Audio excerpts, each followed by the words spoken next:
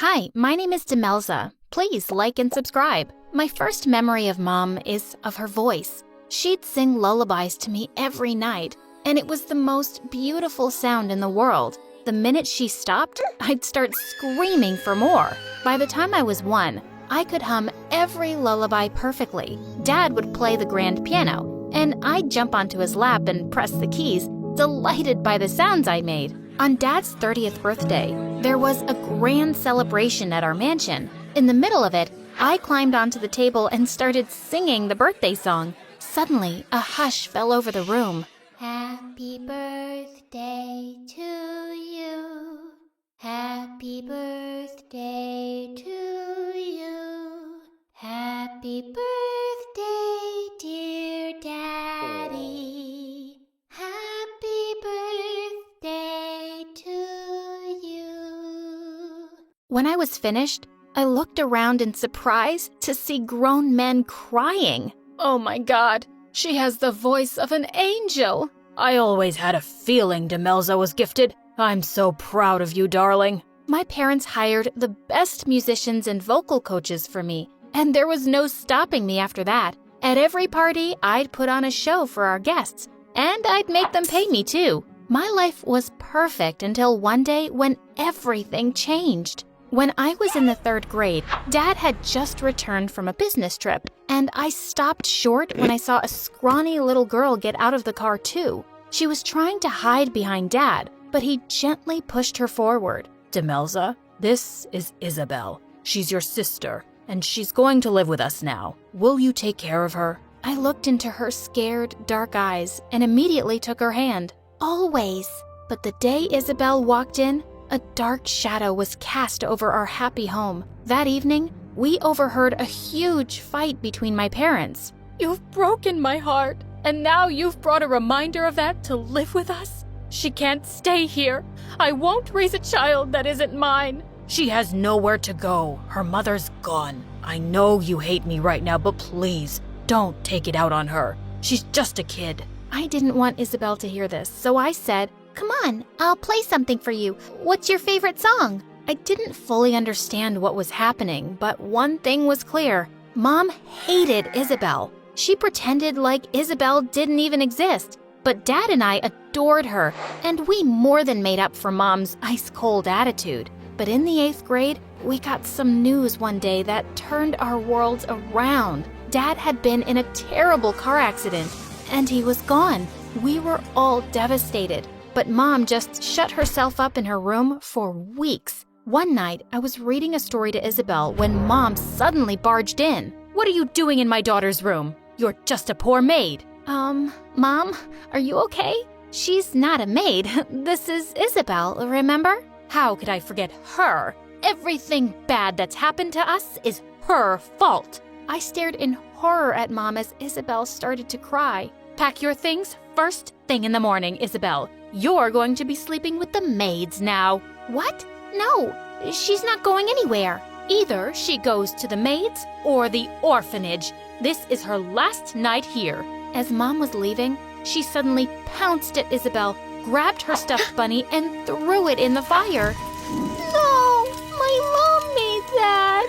Isabel cried for hours, and I hugged her to sleep. What had happened to my mom? The very next day, Isabel was shifted to the maids' quarters and made their helper after school. I was scared she'd be sent away, so I didn't fight with Mom, but I'd sneak food to her and help her with her homework at night. And at school, we could always hang out together. But one day, I was really surprised to see Mom marching into the principal's office. "Mom, what are you doing here?" "Oh, I'm here to withdraw Isabel from school, of course." "You can't do that. She has to go to school." "Why? She's never going to be anything but a maid like her stupid mother. You don't need an education to sweep floors." As she turned around, I grabbed Mom's wrist. "If you make her drop out of school, I will too, and I'll tell everyone why." "Are you sure you want everyone to know how you really treat Isabel, Mom? Dad would be so disappointed in you." Mom looked shocked,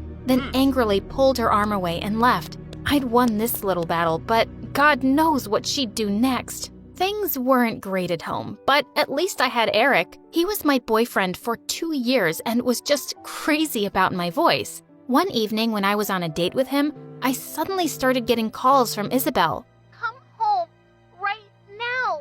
I ran home to a scene of complete chaos. Mom was tearing apart Isabel's room. What's going on? Your dad's watch is missing, and I'm going to search all the maids' rooms. And when I find it, I'm kicking out the thief for good. Just then, a servant came from another room, saying it was under Mom's personal maid's bed. Mom looked completely shocked to find out it was her, but she threw her bags out instantly. Some days later, it was Isabel's 13th birthday, and I snuck into her room with a cake. When she blew the candles out, I asked her what she'd wished for. I wished your mom was dead. Isabel, you don't mean that. She's my mom. Isabel stayed silent, and I got up to leave. I'd never seen that look of hatred on my little sister's face before. In the middle of all this drama, I had a huge audition coming up. A prestigious music academy was looking for talent from different schools, and being selected would be a dream. But 5 days before the audition, I woke up with my throat hurting. I called out to the maid, but to my horror, my voice was gone. Mom rushed me to the doctor, who diagnosed me with laryngitis. What he said next left me shocked. Your voice will return to normal soon, but this is the end of your singing. If you strain your vocal cords too much, you could lose your voice permanently. I just couldn't believe it. On the day of the auditions, I slipped into the auditorium with Eric, feeling devastated. I wanted to be up on that stage more than anything. And then, one of the judges said, "The last performer is Miss Isabel." Wait, what? Isabel stepped onto the stage and started singing. You made me insecure. I was stunned. Her voice was beautiful. The judges gave her a standing ovation and said they'd be in touch with her soon. As everyone started to leave, I caught up with her. Isabel, that was amazing. But why didn't you tell me you could ever sing like that? She brushed my arm off angrily, her eyes blazing. You never asked. You just assumed that you're the only one with any talent. But I guess that's something we both got from our father. It makes you unhappy, doesn't it? Why would you say that? I've always had your back, Isabel. Yet, I've been living as a maid in my dad's house for years. And you did nothing. You think sneaking me food makes up for how I'm treated? No, it doesn't. All it does is make you feel good about yourself. Isabel, I tried. You should have tried harder. I hate you, Demelza. As she stormed off, I felt heartbroken. As Eric walked me back home that evening, suddenly a cyclist came charging straight at him. I pushed Eric out of the way just in time, but he landed on the pavement, hitting his head. I quickly called an ambulance, and after hours of waiting at the hospital, we were shocked to get the news. Eric was in a coma. The doctors were hopeful he'd wake up soon, but weeks turned into months, and before I knew it, a year had passed. I was almost done with high school, and Isabel was in her music academy on full scholarship, but we never spoke anymore. One day when I went to see Eric, I was shocked to see him sitting up in bed. "Oh my God, you're awake!" He gently pushed me away. "I'm sorry. Who are you?" "Eric, it's me, Demelza, your girlfriend." "Can you sing?" "Yes, well, I used to, but then I got sick and had to stop, remember?" "No, I just know that my girlfriend sings beautifully. I couldn't move or see all these months, but she'd talk and sing to me often, and I could hear her. I know her voice, and it's not you." Suddenly, my blood ran cold when I heard someone behind me. "Babe, that was me. You could hear me?" "Isabel?" Yes, it's you." She ran forward and hugged him, and then they kissed. Suddenly, I just lost it. I pulled Isabel by her hair. "Are you completely crazy? You've been visiting my boyfriend and singing to him? Tell him you're lying."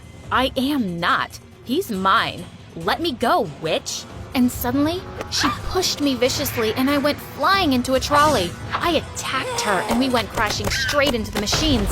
And the next thing we knew, we were both thrown out of the hospital. I turned furiously to Isabel. "We're done. For good. You've become a hateful monster.